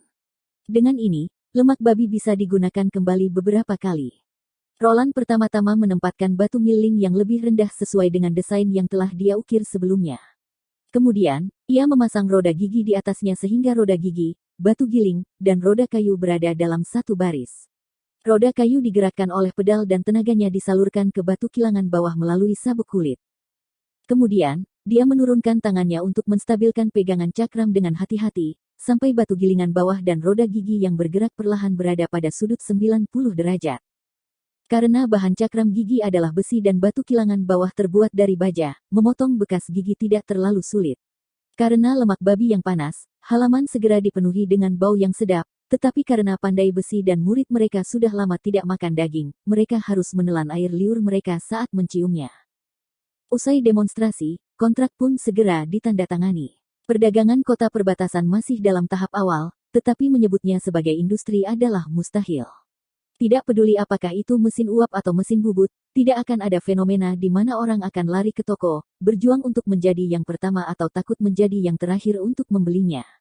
Di zaman sekarang ini, kebanyakan orang tidak menyadari signifikansi luar biasa yang mereka wakili, serta nilai komersial potensial yang mereka miliki. Karena itu, Roland hanya dapat mengambil inisiatif untuk mempromosikan penggunaan mesin-mesin tersebut. Roland secara khusus menulis dalam kontrak bahwa pandai besi yang menggunakan mesin penggilingan diminta untuk memproses setidaknya 1 set roda gigi setiap minggu. Bahan yang dibutuhkan akan disediakan oleh kastil dan biaya pemrosesan ditetapkan pada 10 bangsawan perak. Di saat yang sama, pandai besi harus membayar biaya mingguan sebesar 2 bangsawan emas. Mesin penggilingan tidak diberikan kepada mereka untuk digunakan secara gratis, tetapi malah disewakan kepada mereka. Setelah memasuki bulan iblis, para pandai besi biasanya memiliki banyak pekerjaan. Jadi, kali ini ketika mereka memiliki kesempatan untuk menghasilkan uang dan itu bahkan di bawah perintah Yang Mulia, secara alami tidak ada pandai besi yang keberatan. Sementara itu, Roland memberitahu mereka bahwa ini baru mesin milling pertama. Di masa depan dia akan memproduksi beberapa, satu demi satu, dan jika mereka tertarik, mereka dapat melamar di balai kota. Yang Mulia, mengapa Anda tidak langsung menulis biaya pemrosesan 8 bangsawan perak dalam kontrak? Tanya Carter, bingung, setelah pandai besi meninggalkan halaman belakang. Meskipun kedua angka ini sama, keduanya tidak memiliki arti yang sama, Roland menjelaskan, ini mungkin kontrak sewa komersial pertama Border Town, jadi saya harus menetapkan norma industri. Kepala ksatria mengusap dahinya. Pangeran keempat tampaknya berbicara sampah sekali lagi, tetapi Carter sudah terbiasa. Selama dia berpura-pura mendengarkan dengan cermat, Yang Mulia akan terus menjelaskannya. Awal yang baik selalu penting untuk membentuk lingkaran yang bajik. Saya satu-satunya yang saat ini perlu membeli roda gigi, jadi saya harus menyediakan peralatan sementara mereka menyediakan tenaga. Mereka juga akan dibayar. Di masa depan ketika ada orang lain yang memiliki kebutuhan akan roda gigi, mereka akan menyadari bahwa memiliki peralatan sendiri akan lebih baik daripada menyewa mesin dan mendapatkan remunerasi yang diberikan.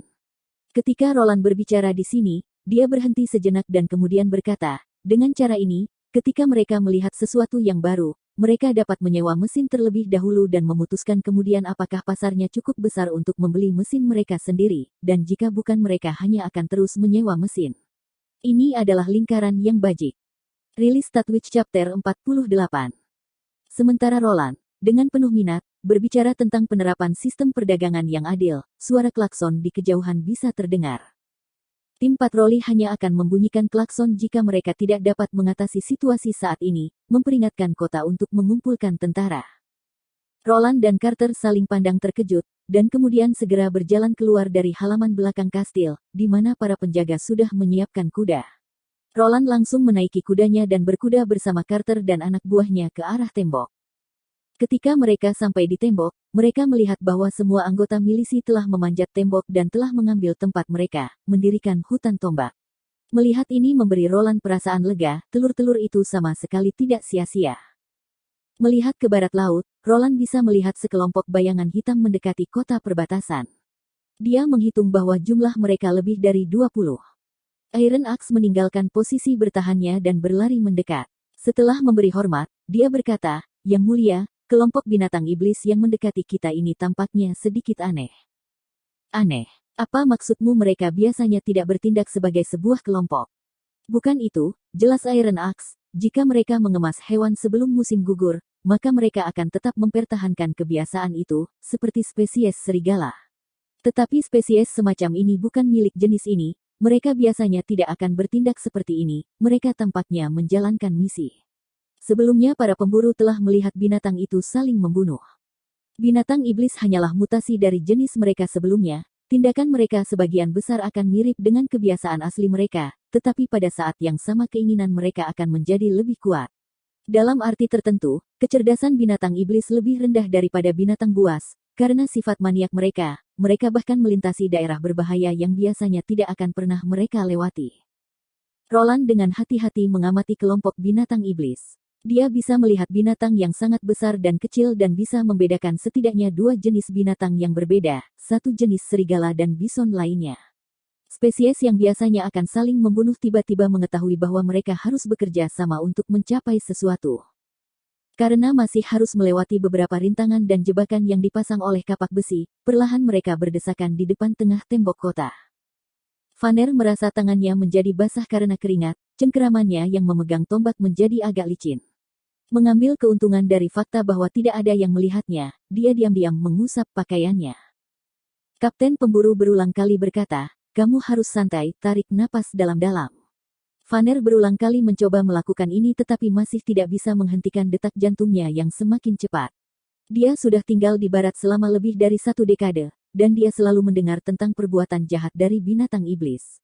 Sejak awal bulan iblis, binatang iblis yang sesekali datang semuanya ditembak jatuh oleh regu pemburu, jadi dia perlahan-lahan kehilangan rasa takutnya terhadap binatang iblis. Dia bahkan menganggap dirinya sebagai prajurit pemberani dan tangguh dalam pertempuran, tetapi hari ini, menghadapi begitu banyak binatang iblis untuk pertama kalinya, kaki Vanner masih bergetar. Dia mengingatkan dirinya sendiri bahwa dia dipilih oleh Yang Mulia sebagai wakil kapten, jadi Vanner berusaha menunjukkan penampilan yang tenang, dan menjaga posisi bertahan.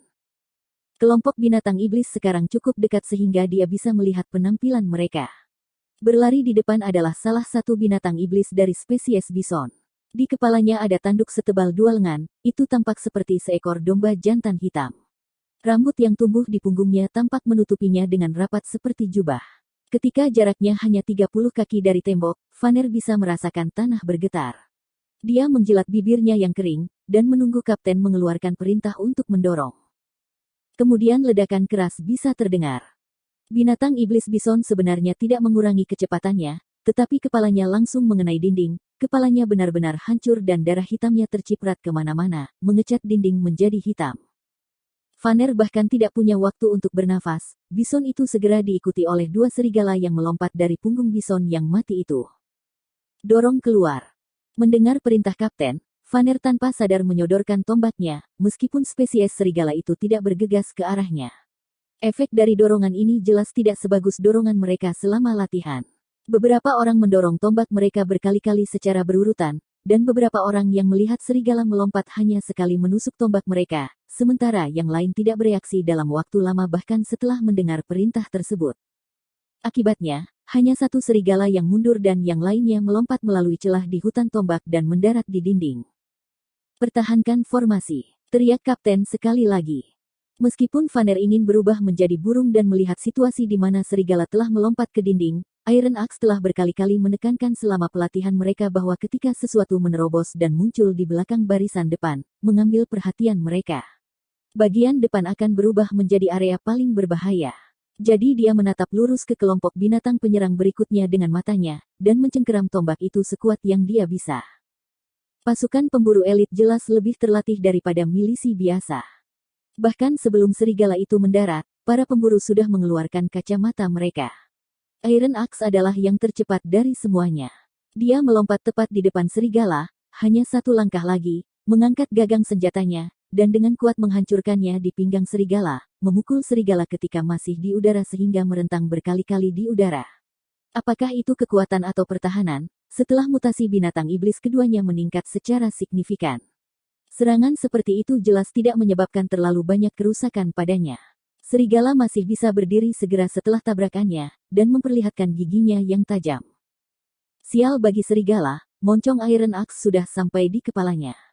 Bang! Tengkorak binatang iblis itu meledak dan materi otaknya terbang kemana-mana. Tanpa otaknya, serigala itu mundur satu langkah lemah dan roboh sambil bergerak-gerak. Binatang buas itu sudah mati, terus pertahankan posisimu. Perutku ah! Seseorang dengan keras berteriak putus asa. Vanner bisa melihatnya dalam penglihatan perifernya. Dia melihat seorang kawan bersandar di dinding, memegang erat perutnya, dengan tangan berlumuran darah. Ususnya mengalir keluar. Serigala satunya lagi menyerbu tembok dan mencakar langsung ke arahnya. Tolong aku. Sial, seseorang mengambil beberapa kain untuk menekan lukanya. Itu adalah pemandangan yang kacau, binatang iblis lainnya, seperti babi hutan, juga bergegas menuju dinding. Meskipun kulit dan dagingnya kasar, babi hutan itu begitu dekat sehingga menjadi landak karena panah-panah yang ditembakkan oleh para pemburu. Semua orang jangan panik. Roland berpikir, jika Nightingale ada di sini, dia bisa menyelamatkan mereka dari masalah. Kemudian dia berteriak, apakah kamu sudah lupa apa yang kamu pelajari selama pelatihan? Bagaimana kamu memperlakukan orang yang terluka? Tangani sesuai peraturan. Mendengar teriakan sang pangeran, Vanner segera bangun dan teringat akan tugasnya. Sebagai wakil kapten yang bertanggung jawab atas segmen pertahanan tembok, dia bertanggung jawab untuk mengatur penyelamatan setiap kali seseorang terluka. Dia memerintahkan dua bawahannya, kalian berdua, cepat bawa dia ke pusat medis, cepat. Berdasarkan pengalaman mereka sebelumnya, para bawahan percaya bahwa orang ini tidak akan bertahan. Namun, Yang Mulia pernah berkata, melakukan sesuatu dan tidak sukses adalah satu hal, tetapi tidak melakukan apapun dilarang. Sebagai wakil kapten milisi, Vanner perlu memprioritaskan pelaksanaan perintah dan peraturan. Ketika kawan yang terluka dibawa pergi, ketertiban akhirnya dipulihkan di dinding. Gelombang binatang iblis ini kelihatannya besar, tetapi hanya sedikit yang dapat mengancam anggota milisi di dinding. Para pemburu menembak sisa binatang iblis satu persatu. Melihat ini, Vanner akhirnya bisa bernapas lega. Meskipun seluruh pertempuran hanya berlangsung setengah jam, dia merasa hampa, dan tidak memiliki tenaga lagi. Namun, pada saat ini, orang yang bertanggung jawab untuk mengawasi binatang iblis berteriak lagi, ya Tuhan, apa itu? Vanner juga bisa melihat binatang buas baru itu. Meski jaraknya masih jauh dari tembok, garis luarnya masih terlihat jelas. Binatang buas ini benar-benar monster. Vanner bersumpah, bahkan jika 10 lembu ditumpuk di depan monster ini, mereka tidak bisa dibandingkan. Hanya kapak besi berpengalaman yang bisa segera mengidentifikasi pendatang baru. Dia harus menarik napas dalam-dalam untuk menenangkan dirinya. Tidak diragukan lagi ini adalah spesies bibrida, milisi berada dalam masalah. Rilis Statwitch Chapter 49. Roland menggosok matanya dengan tidak percaya, apa-apaan ini? Apakah ini masih dalam cakupan variabilitas biologis binatang iblis? Apa yang dia lihat sulit dijelaskan dengan kata-kata, bahkan monster dalam film horor pun tidak absurd ini. Dari jauh, itu tampak seperti kura-kura raksasa dengan dua kepala, tetapi dari dekat, itu sebenarnya adalah dua kepala serigala. Roland berpikir, apakah ini spesimen uji dari Dr. Frankenstein? Itu hampir setinggi tembok kota, panjang tubuhnya 7 meter, dan total 6 kaki yang kekar dan berbentuk seperti kaki badak. Namun, satu kaki setidaknya berukuran satu batang tubuh orang dewasa. Kepala. Tidak seperti monster berkepala dua di berbagai film monster, mereka tidak saling berteriak, saling menggigit, atau mencoba menunjukkan siapa bosnya. Sebaliknya, mereka hanya menggantung, dan mata mereka memiliki lapisan kayu. Itu seperti zombie yang bergerak maju tanpa otak. Namun, fitur paling mencolok dari binatang iblis itu adalah cangkang di punggungnya. Permukaan cangkang berwarna coklat tua dan tertutup alga, dan memiliki kekerasan khusus. Bentuknya seperti cangkang penyu, menutupi penyu dari depan hingga belakang. Jika monster ini juga bisa menyusut kembali ke dalam cangkangnya seperti kura-kura, akan sangat sulit untuk menyingkirkannya. Namun, Roland tidak khawatir, binatang iblis sebesar ini harus lambat, jadi itu ditakdirkan untuk menjadi target. Bahkan jika senjata api tidak dapat menembus cangkangnya, masih mungkin untuk menembakkan kepala yang menonjol keluar. Jika itu dimaksudkan untuk bersembunyi di cangkangnya, maka mereka harus membalikkannya dengan bahan peledak. Yang mulia, ini adalah spesies Bibrida, kapak besi dengan gugup membungkuk dan menjelaskan, sekarang saya bisa mengerti mengapa binatang iblis dari spesies yang berbeda bekerja sama. Mereka tampaknya berada di bawah kendali binatang iblis Bibrida. Jadi seperti singa yang memerintah domba. Roland mengangguk. Jadi ini binatang yang sama sekali berbeda dari yang kamu temui terakhir kali. Ini juga pertama kalinya saya melihat spesies Bibrida semacam ini. Meski terlihat aneh, Anda tidak bisa sembarangan. Selama itu spesies campuran, akan selalu sulit menghadapinya.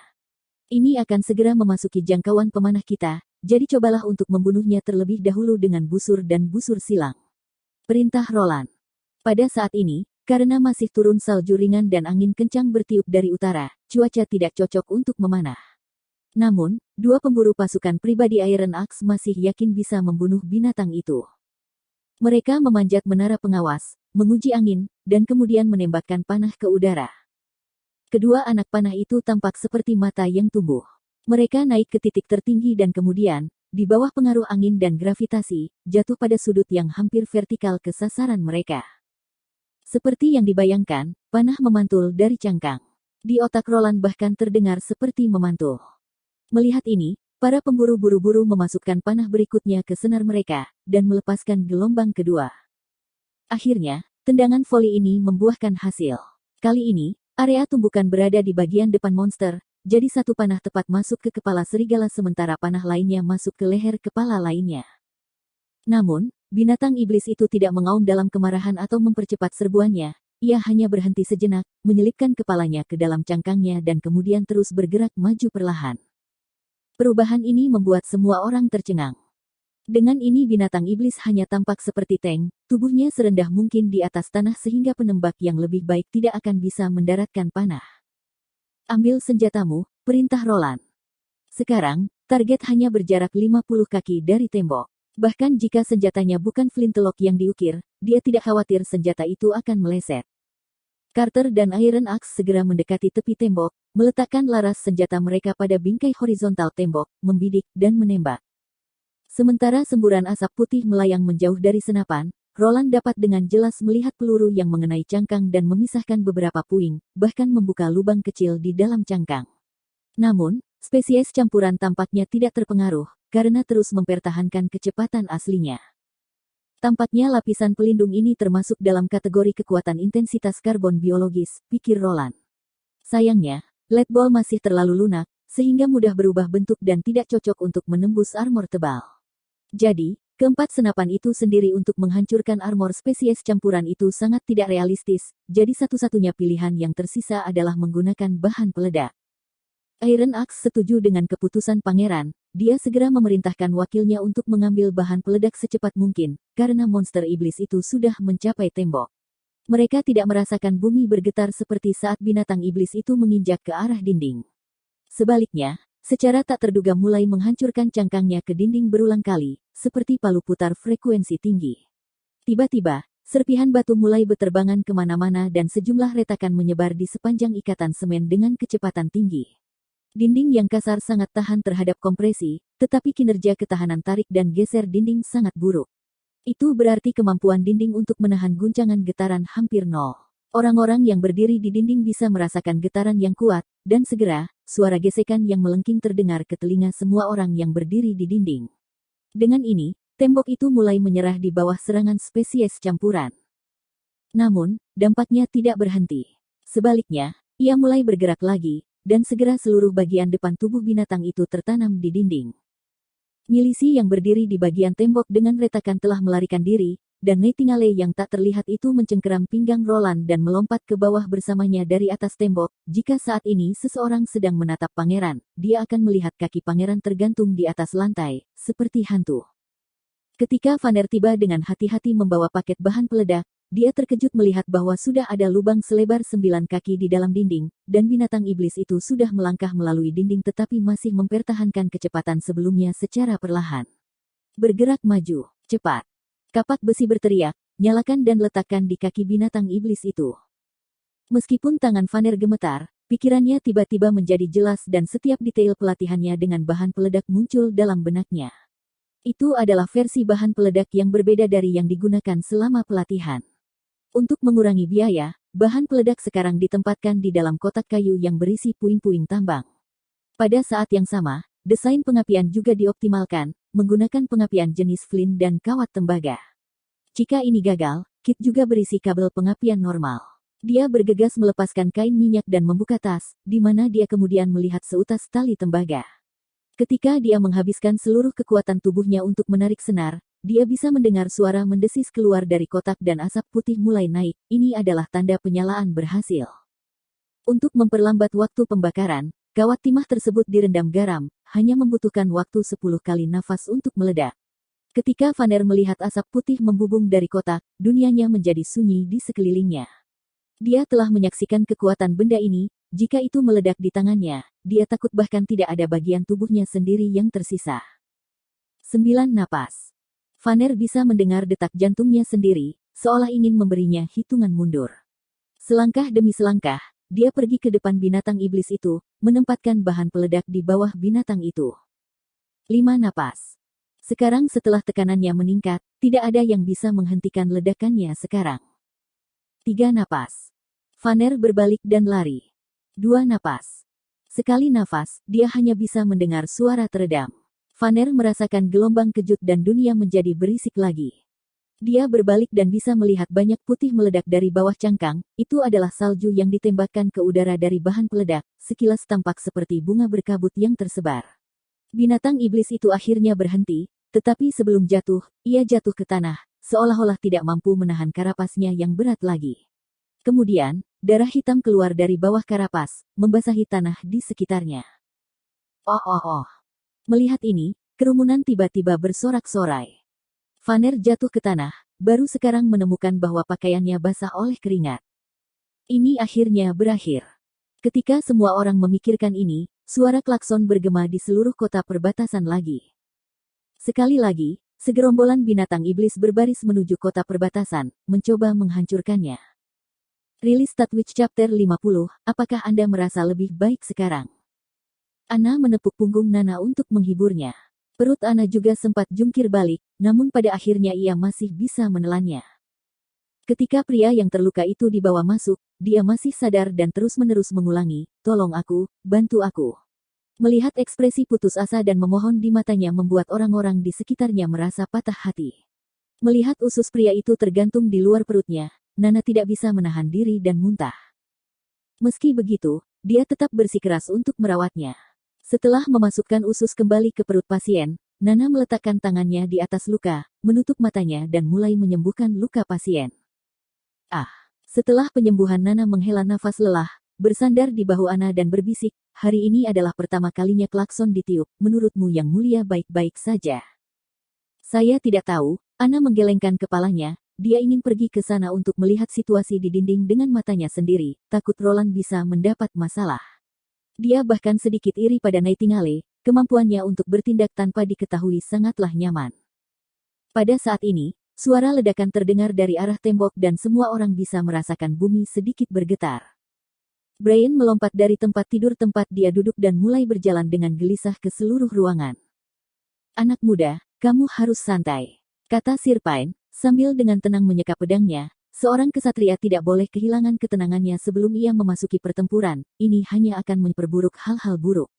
Selain itu, situasi ini masih jauh dari buruk. "Saya sangat menyesal, Pak," jawab Brian, malu, "saya hanya berpikir bahwa harus ada pertempuran putus asa di dinding, tetapi saya di sini, membuang-buang waktu, jadi saya merasa sulit untuk merasa nyaman. Lagi pula, itu adalah tugasku untuk mempertahankan kota. Mungkin Sir Pain mengangkat bahunya, tapi itu bukan tanggung jawab Anda untuk menjaga kota. Setelah Anda mendengar bahwa Yang Mulia akan mengkanonisasi Anda sebagai seorang ksatria setelah musim dingin, Anda harus terlebih dahulu memahami bahwa prinsip pertama ksatria adalah kesetiaan. Sekarang, dia membutuhkan melindungi Ana, jadi sekarang tanggung jawabmu ada di sini. Kamu. Kalau begini, sesaat Brian ragu-ragu tapi kemudian dia duduk di tempat tidur lagi. Tapi segera mereka mendengar klakson ditiup untuk kedua kalinya, bahkan lebih cepat dari yang pertama kali. Rasanya seperti guntur akan menggulung hati semua orang. Sir Pain mengerutkan kening. Ana, seru Nana kaget. Sir Pain berbalik dan melihat penyihir itu sedang berlari langsung menuju pintu. Brian segera menyusulnya, menempatkan dirinya di hadapannya. Kamu bilang kamu ingin menjaga tembok. Sekarang adalah waktunya, kata Ana dengan suara tenang dan otokratis. Selama kamu mengikutiku dalam perjalanan ke tembok, kamu tidak akan bertentangan dengan perintah Yang Mulia. Mendengar ini, Brian sangat terkejut, tetapi dia mengangkat kepalanya untuk melihat dengan bingung ke arah Sir Pain. Betapa gadis yang luar biasa, pikir Baron, tidak ada yang salah dengan perkataannya. Selain itu, Yang Mulia tidak mengharuskannya untuk tinggal di sekolah kedokteran. Dia juga telah mendengar dari Nana bahwa Ana bisa memanggil api. Jadi jika situasi saat ini benar-benar ketat, membiarkan penyihir bergabung dalam pertempuran mungkin akan menjadi faktor penentu dalam membalikkan situasi. Sampai pada kesimpulan ini, dia mengangguk, lindungi dia dengan baik. Ya Pak, Brian berteriak keras dan tiba-tiba merasakan darahnya terbakar. Melihat keduanya pergi, Nana bertanya, Ayah, maukah kamu pergi dengan mereka? Pertarunganku ada di sini, di sisimu, gadis baikku, kata Baron sambil tersenyum. Apakah itu binatang iblis atau iblis itu sendiri, aku tidak akan pernah membiarkan mereka menyakitimu. Jarak antara medical center dan tembok tidak jauh, jadi Ana dan Brian bisa berlari sepanjang jalan setapak berbatu menuju tembok timur. Ketika keduanya akhirnya cukup dekat untuk melihat garis besar tembok di sekitar menara pengawas pusat, mereka melihat bahwa situasinya menjadi sangat bermasalah. Sebuah lubang besar terbuka di dalam tembok. Roland dilindungi oleh pengawal pribadinya, tetapi beberapa orang masih dalam perjalanan ke bawah. Seekor binatang iblis berbentuk seperti beruang berlari ke arah milisi. Itu tak terbendung, dan ketika menghantam para prajurit yang ditempatkan di depan mereka semua dikirim terbang. Ketika seseorang melihat Ana dengan pakaian anehnya berlari ke arah mereka, orang itu berteriak padanya, "Hei, berbahaya di sini, kamu harus segera pergi." Ana menutup telinga ke arahnya dan langsung menuju ke lubang. Setelah binatang iblis itu berjuang melewati milisi, dia berbalik dan bergegas menuju Ana. Brian melangkah di samping Ana, siap melindunginya. Dia menurunkan tubuhnya dan menebas dengan pedangnya, tetapi binatang iblis gila itu tidak berniat untuk menghindar, dan mengenai ujung pedang dengan kaki depannya. Pedang itu segera terlempar, tetapi pada saat yang sama, momentumnya begitu kuat sehingga kaki depan binatang itu dipotong terbuka, dan bahkan patah. Itu berguling-guling di tanah, menjerit dan tampak seperti ikan dehidrasi yang berjuang untuk bernapas. Tidak ada yang berani mendekatinya karena takut dipukul. Namun, Ana berjalan di samping binatang iblis itu, meletakkan kedua tangannya di tanah, dan tiba-tiba binatang iblis itu terbakar. Binatang itu berubah menjadi bola batu bara. Ketika api tiba-tiba meletus di tengah kerumunan, Roland melihat bahwa Ana secara pribadi datang. Dia segera bermandikan keringat dingin. Aku tidak merencanakanmu untuk menunjukkan dirimu seperti ini. Dia awalnya bermaksud membiarkan Nana meletakkan dasar. Setelah sebagian besar orang menerima kehadiran seorang penyihir, dia berencana untuk mengumumkan kehadiran Ana di depan umum. Namun, sekarang setiap rencana yang dibuat sebelumnya dihancurkan, jadi dia segera berbalik dan berkata, "Jangan khawatirkan aku, pergi dan lindungi dia." Ana tidak boleh tersesat. Dia adalah tokoh penting dalam perkembangan industri di kotanya, jadi jika dia terluka maka kerugiannya tak terukur. Aku tahu, kata Nightingale, tapi harap perhatikan juga keselamatanmu sendiri. Ana pergi ke dinding depan dengan patah tulang. Ketika penjaga Roland melihat gadis dengan pakaian aneh itu datang ke arah mereka, mereka segera menyingkir dan membiarkannya lewat. Sekarang, dia berdiri di antara para prajurit, dan merentangkan tangannya lebar-lebar untuk melindungi mereka. Mengirimkan tanaman merambat api dari tangannya, dia membiarkannya memanjat dinding di sepanjang bagian yang hancur. Mulut semua orang ternganga saat melihat pemandangan ini.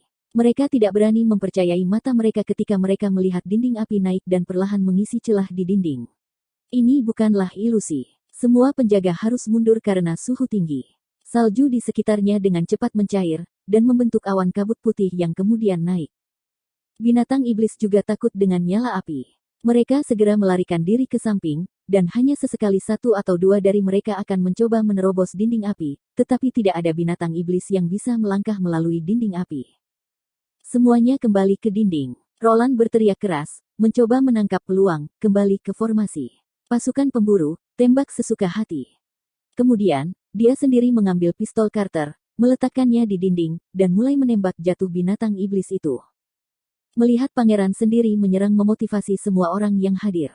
Lagi pula, di zaman ini, melihat bangsawan atau keluarga kerajaan mengambil peran utama dan bertarung bersama milisi jarang terlihat, jadi melihat ini sangat meningkatkan moral. Kerumunan mulai meneriakkan slogan, penjaga kota perbatasan. Berjuang untuk pangeran. Sementara pada saat yang sama menjaga garis pertahanan dan menahan formasi mereka. Pertempuran berlanjut hingga langit mulai gelap. Baru setelah itu semua binatang iblis di depan tembok dibunuh.